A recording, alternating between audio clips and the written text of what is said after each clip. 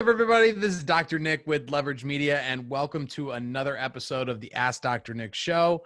I am excited to be here with you today. I know this is Monday. I'm almost ready to get going to Scottsdale this weekend. This is the best time of year. I grew up in Phoenix until I was about 10 years old. So this is the best time of year to be in Arizona, is that spring training time where it's like 80 and sunny every single day, and it's the best. So I'm excited about getting out there.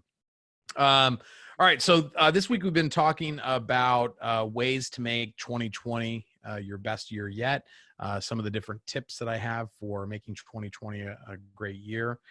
So our questions are around that topic. So without further ado, first question: how can I make 2020 my biggest year in practice? A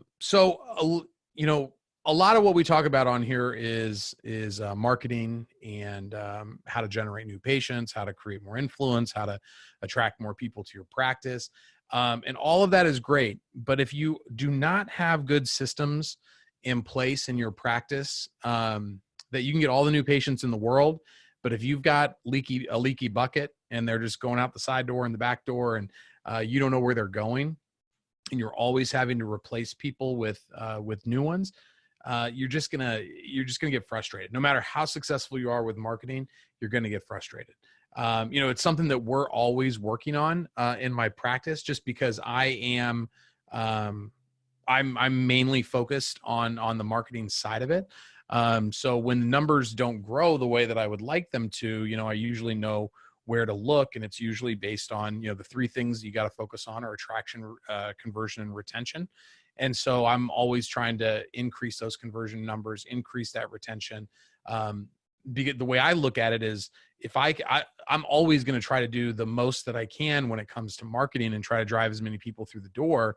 But if we can convert them at a higher rate, if we can keep them at a higher rate, that means that we'll get busy enough to where the two doctors that I have now, their schedules will be too full to be able to handle all the new patients. And that's when we have to bring on the third doctor, eventually the fourth doctor, the fifth doctor. I mean, I would love to create a chiropractic hospital with 100 chiropractors, and they're all specializing in different things that allow me to market for all kinds of different things. So, when you can get down into the specialties, that's when it gets a whole lot easier to create content and market your services and become known.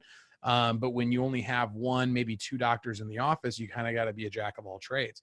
So my focus is always to try to get, our office busy enough to where we can bring on more providers. So, we're going to talk mostly about marketing after this question, but I just think it gets overlooked. I think there's so much focus on new patients, then there's not enough focus on conversion and retention. So that would be my focus for 2020 is, absolutely do all the marketing things, but get whatever training that you resonate with, that allows you to do a great day one and day two, that creates value for the patients. It's a lot easier to convert people when you're attracting the right kind of people, and it makes it really easy to retain them when you convert them the right way. So that would be my recommendation there. Number two, I hear a lot about TikTok.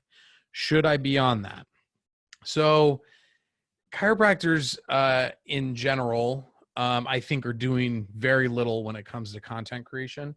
But it's easy to see your friends or hear other people talk about new exciting things, and it seems like it's the flashy object syndrome.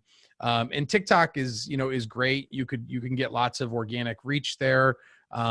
There's lots of people interacting. It's a young audience, but there's more and more. I feel like with these platforms that take off faster, they age up a lot faster than they used to. So something that used to, maybe 5 years ago, TikTok would have stayed, 15 and under for years before adults ruined it. But that's happening at a rapid rate. So it's not that it's not valuable. It's just that the only way that you should have a TikTok account is if you're just maxed out on everything else. If you are not maximizing Facebook, if you're not maximizing Instagram, if you're not maximizing Google and YouTube, then you have no time for TikTok. Like, you need to maximize those things before you start spreading yourself thin or distracting yourself with a TikTok account. So, not that you might see some people that are there are certain people that, and this is, just content creation in general. There are some people that are just like naturally good at it. They just love it. They can document their lives really well. Maybe they're smart or funny, or they can, like a certain platform, with TikTok, it's really short, like snackable pieces of content. Maybe they're really great at that. Other people are maybe better at long form content, like a podcast. But if you see somebody who's just like crushing it on TikTok, don't just go running after like, oh, now I have to, like, TikTok's not the reason why they're crushing it. It's probably because they've spent a bunch of time. They really understand it. They spend, like, they're consuming content on there. So unless you're like just naturally attracted to it, I would just like completely ignore it. And then if it blows up into, like, I still think even like Instagram is hard for most chiropractors to really like see a return of investment on their time and money, just because most of them just aren't that good at the way that you should be doing Instagram. So Facebook is where the majority of your new patients are. Google is where the majority of your ideal patients are. Google is where they're spending their time. I'm not spending their time looking for answers. YouTube is where they're consuming, video content.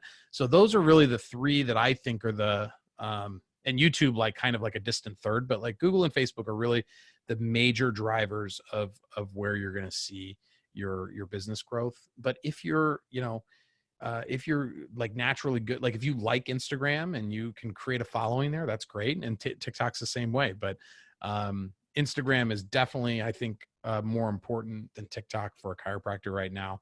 But those would be my three, or my four would be Facebook, Google, YouTube, and Instagram.